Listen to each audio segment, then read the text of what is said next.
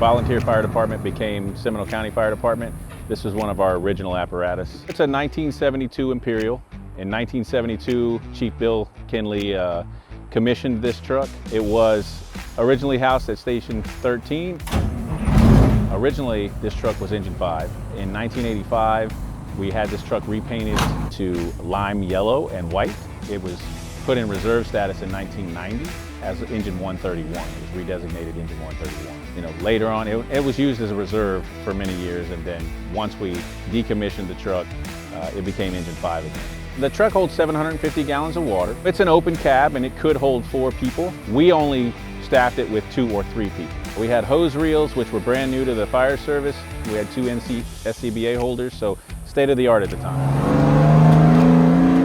It's a 5-speed manual transmission vehicle, so it's a very selective few people that understand the history of the truck, understand how to drive a manual transmission. Currently, we have 6 people that are qualified to drive the truck. We try to make sure that we stay within those 6 people. Retired Chief Cheney was the overseer or the protector of this truck for the last 10 to 12 years. It was housed at Station 13 for many of those years, and I was stationed at Station 13. So this truck, it's got a lot of history with me as well, and it's important to me. It was important to Chief Cheney. He kept it in the condition that it's in now, and I'm going to try to continue that.